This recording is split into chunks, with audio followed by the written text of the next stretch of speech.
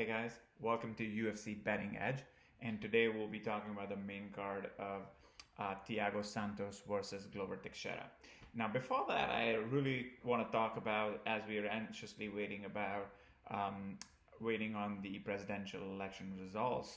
I had a really good betting opportunity on Biden. Um, if you have been following the race, especially with a betting perspective, you would have noticed Biden won. Biden entered the elections being moderate favorite around minus 200, and as the counting began, he started becoming the underdog. And by around 11 p.m. Last night, he was plus 400, and that's the time when I bet some money on him. He the bet seems to be a good one, even though anything could happen still. But as we have gone through the day, it feels like he might become the next president of the United States, and that bet might be good. So fingers crossed, and let's see what happens there. Okay, so the first fight on this card is between Yan Xiaonan and Claudia Gadelha. Now let's talk about Gadelha. Gadelha is coming into this fight after getting two decision wins. Her last decision win was somewhat controversial against Angela Hill. Gadelha has lost only to top competition in the UFC, twice to Joanna, once to Nina Ansaroff, and once to Jessica Andrade. And this is somewhat of a crossroad fight for her, where she's fighting Yan, who's riding the momentum in this fight. Gadelha lands about 3.4 strikes a minute and has an accuracy of about 41%, but she absorbs over 4.5 strikes a minute with a defense of around 57%. She lands less than half the takedown she attempts. Gadelha has good jabs and a nice overhand right. Gadelha comes up fast, but she has to be careful not to use too much strength to get her takedowns. She has historically shown tendency to gas as the fight progresses, and her cardio drops quite quickly if she deploys a lot of wrestling. So let's talk about Yan now. Yan is coming off of 4 wins in the UFC, and the last two being against Angela Hill and title challenger Karolina Kowalkiewicz, and she looked really good in both of those fights. Yan is a pressure fighter who likes to push her opponents and then overwhelm them with punches. This is validated by her strikes per minute, which is over 6.7 with an accuracy of 42%. So 6.7 means she hits more than twice as much as Claudia does. Her striking defense is fairly high at 63% as well. She has pretty good takedown defense at 70% and hasn't been taken down much apart from her debut against Khaled. She has great output and a really good cardio to support that. She throws punches with good power and throws a lot of them. She has really nice side kicks that she uses to land the body and head, and she could utilize them really well against Gadelha, who's somewhat stationary in the second and the third rounds. She's got a good body lock takedowns and judo throws, but she'd probably refrain from them against the jiu-jitsu specialists such as Gadelha. Now to summarize this, it is a tough fight to call as both fighters have clear paths to win. Gadelha will have grappling advantage and should be able to get the fight to the ground at least once. We have seen Yan's top game, and she was in a triangle choke against Angela Hill, and the bell saved her. So we don't know how she would perform on the ground, especially on the bottom against Gadelha. Gadelha can submit or ride the fight in the top position if she can get it there consistently. Yan, on the other hand, should have striking advantage, especially in terms of volume. Yan will have better cardio and should get round 3. For me, it's about who takes round 2, because I suspect Gadelha will take round one by sheer brute force. It depends on how you see it, but I think Iain will be able to take over in round two and then take this fight by decision. So the next fight is between Iain Heinisch and Brandon Allen. I'm really excited about this fight. Um, so let's talk about Heinisch first. Heinisch has probably fought better competition in the UFC in Derek Brunson and Omari Akhmedov, even though he lost both of those via close decision. One of the biggest assets that Heinisch has is his cardio, and he becomes stronger as the fight goes on. He showed that fight. He showed that in the Shoeface fight and the Omari Akhmedov fight as well. He has really good balance when somebody tries to lift him up or tries to get a single leg on him. That will come really handy against his fight against Brendan Allen. He uses a really good Grammy roll to get out of grappling transitions, especially when his opponents have his back. It worked really well against Akhmedov, and again, might come really handy against Allen.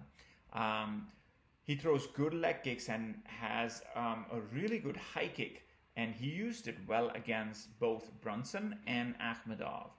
He was able to hurt Brunson right in the first round before Brunson took over in the second and the third. Heinisch has a really fast overhand right, and he showed it off well to drop Meerschaert in his last fight before finishing him off with ground and pound.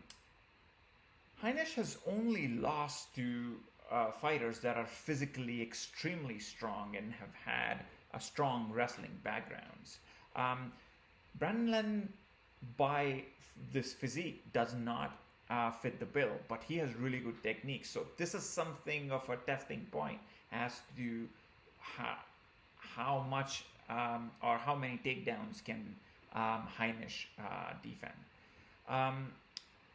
Then let's talk about Brendan Allen. Brendan Allen has a good start to his UFC career, and he has scored 3 back-to-back wins with 2 finishes. He has a tendency to walk somewhat recklessly towards his opponents in the beginning of the fight, and that can leave him very vulnerable against one of those overhand rights that Heinisch possesses. And keeps charging his opponents. And if he can take his own takedown, he's happy to pull guard and then attack with submissions or look to reverse position. He did that successfully against Kevin Holland in the second round and finished him by rear naked choke. Allen has great body lock takedowns, and even though Heinisch's balance is pretty slick, Allen has, he chains his transitions to take his opponents to the ground, and that's what Heinisch needs to be really careful about. Allen is really comfortable in scrambles. He looks to take dominant position and keep threatening with submissions. Allen is really good in the clinch and has strong knees in Thai club, and Heinisch needs to watch those out really carefully. His ground and pound looked really good in his last fight. And the fight before against Tom Breeze. So, in summary, this is going to be an interesting fight, and Heinisch would want to keep this on the feet, where he will have clear advantage both in terms of technique and in power. Allen, on the other hand, has jiu-jitsu advantage. Allen doesn't take people down in the ways that Heinisch has faced before. He doesn't want to give you any room. He presses you against the cage and then takes you down, or even let his opponent take him down, only to reverse position and go for submissions. This being a smaller 25-inch cage will favor Allen, as Heinisch won't have as much room to move. This is a close fight, well represented by the odds, where both fighters have a never say die attitude. I see Brendan getting hurt before taking over in grappling transitions. This is a tricky one, but I think Allen is going to get this one by submission or decision. Okay, the next one is a pretty interesting fight too. This is in the bantamweight where Barcelos is taking on Khaled Taha. Now let's talk about Barcelos first. Barcelos is fighting after a year off when he defeated the highly touted Said Nurmagomedov, who fought a couple of weeks ago and won a great knockout victory over Mark Striegel. So Barcelos beat Said Nurmagomedov via unanimous decision. Prior to that, he had 3 finishes in his first 3 fights in the UFC. Barcelos is a really good striker who mixes his takedowns really well. He throws a variety of strikes and packs a fair bit of power. Barcelos has high work rate and carries power into the 3rd round. And it can be witnessed in the fight against Kurt Holobaugh, where he landed 4 clean shots, including uppercuts from hell, to knock him out. His overall ground game is really good. Stellar jiu-jitsu practitioner, has wrestling background too, has great judo trip takedowns in his back pocket as well. He loves throwing uppercuts, and being a Pedro Hizo trained fighter, he has amazing calf kicks, and he can slow down Taha's movement through those. He generally doesn't really go for early takedowns, but likes to keep them in his back pocket. And as soon as his opponents get comfortable in the striking game, that's when he hits them with a takedown, and that adds an element of surprise, and it also increases his takedown accuracy. Now let's talk about Taha. Taha is coming off of 2 stoppage victories himself and riding a strong momentum. He is very explosive and powerful bantamweight who probably has power advantage over most bantamweights.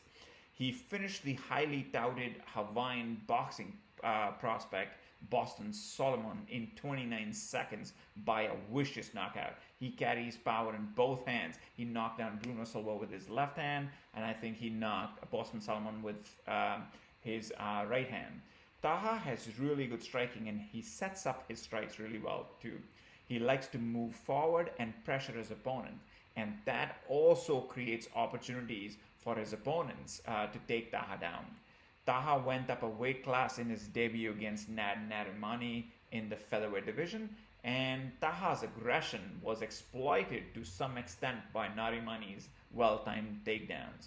Now, Taha's takedown defense looked good at bantamweight, as he's been a part of the German wrestling team. However, he did concede a takedown with a millionth attempt by Bruno Silva. But the point is that he cannot afford that against Raoni Barcelos because of his stellar jiu-jitsu. Now, to summarize this, it's an interesting matchup where a powerful and explosive guy in Taha meets a seasoned veteran in Raoni Barcelos, who hasn't lost in about 7 years. Now, Taha's path to victory comes through striking and hurting Barcelos, and he probably has power and the skill to do it. However, Barcelos has more ways to win. He too has the power and skill to stand with any bantamweight. On top of that, he has jiu-jitsu to submit most fighters and even has the wrestling technique to get the fight to the ground. I see Barcelos taking this one by decision or submission. The next one is in the heavyweights, and they're always exciting. It's Arlovski versus Tanner Boser. Now, let's talk about Arlovski first. Arlovski is coming in with a razor-thin victory against Felipe Lins after a devastating knockout loss to Jairzinho Rozenstruik. Arlovski is 6'4", weighs about 240, and he lands just north of 5 strikes a minute with an accuracy of about 44%. His striking defense is pretty good at 59% as well. Arlovski is a good boxer who is still relevant deep into his heavyweight career, which started about 2 decades ago. He does that by relying on his speed and movement, and he excels against slower heavyweights where he can use his speed to attack and then move away by the time his opponents start punching or counter punching. He has good ground fighting skills, but considering the fact that Boser has high takedown defense and Arlovski doesn't really want to take the fights to the ground, it is pretty much unlikely. Arlovski is a lot more measured in his recent fights, and he rarely goes on crazy attacks against opponents. And that is probably one of the main reasons why a bunch of his recent fights have gone the decision. Now let's talk about Boser, and I think he's one of the most exciting additions to the heavyweight division, who has shown growth, maturity, and confidence in his rise in the last couple of fights.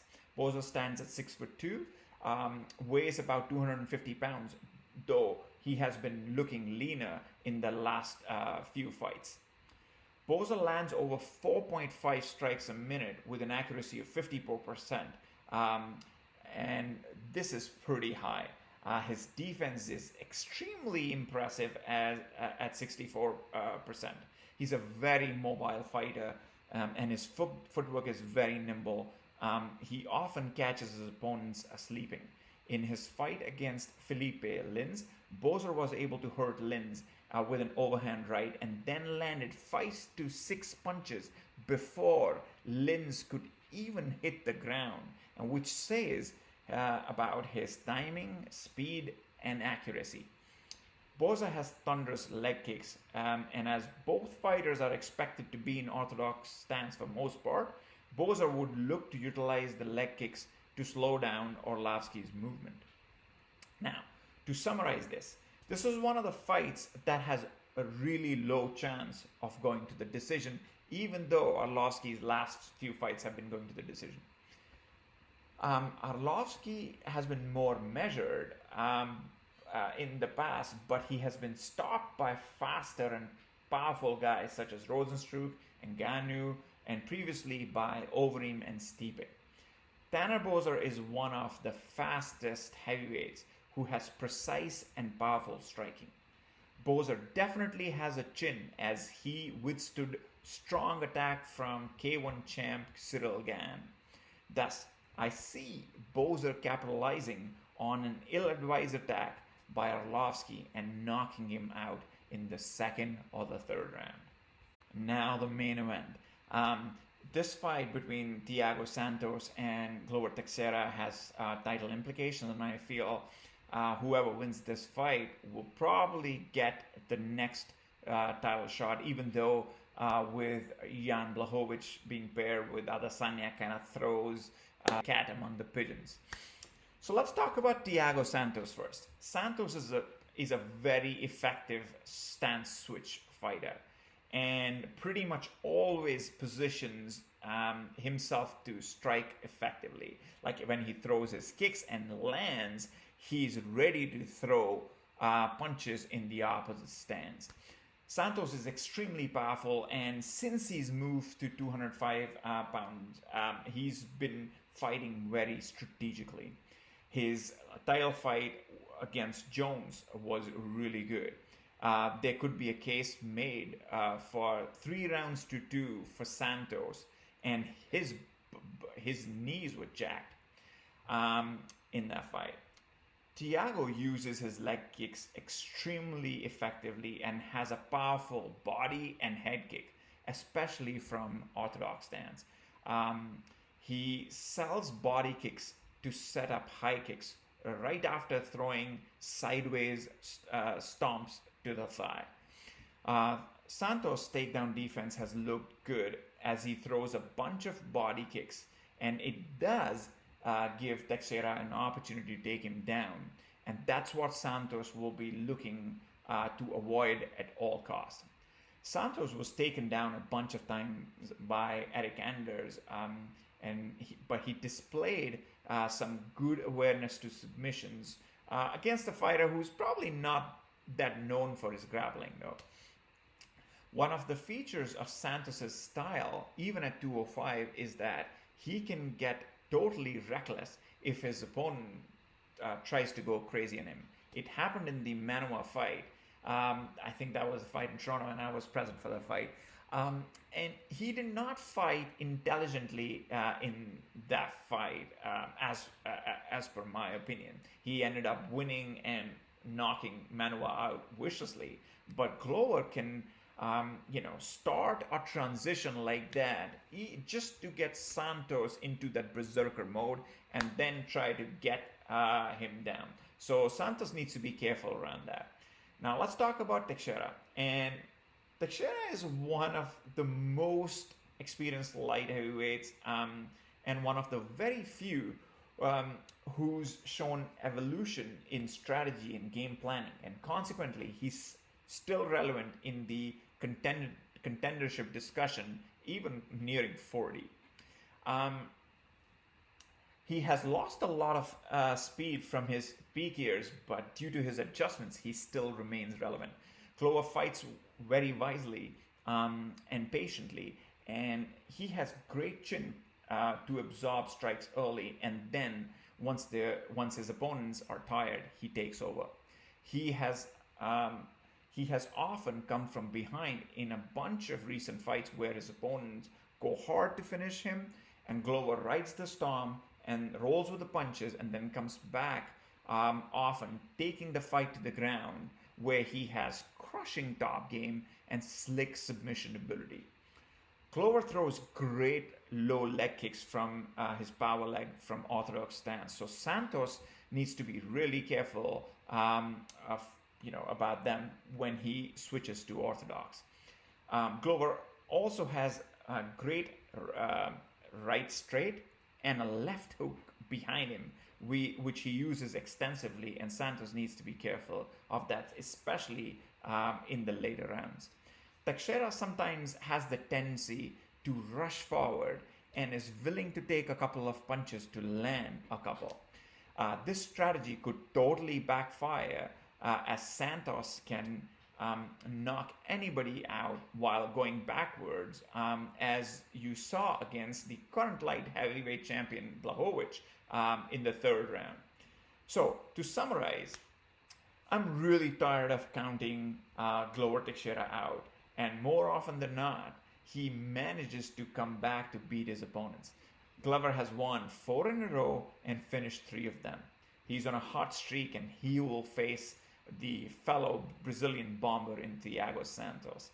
Now, Glover has best chance to win it on the ground, especially after getting Santos tired. But Santos's energy management and fight IQ in the last few fights has been great. However, Santos is coming off of a double knee surgery after losing a razor-thin decision to John Jones.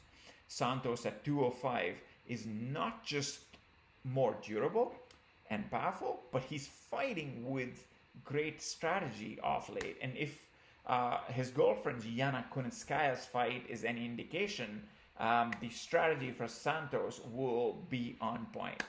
Santos will have speed advantage, and he will be able to utilize it in this fight. Santos's wrestling is expected to hold up initially against Glover. I think Santos has enough gas in the tank to finish Glover in this 5-rounder to challenge for the light heavyweight title. Thanks for watching the video, guys. I really appreciate it. If you liked it, please smash that like button, subscribe, share, and leave your comments, and I'll be happy to share some of my bets that I think can make us money. So let's chat.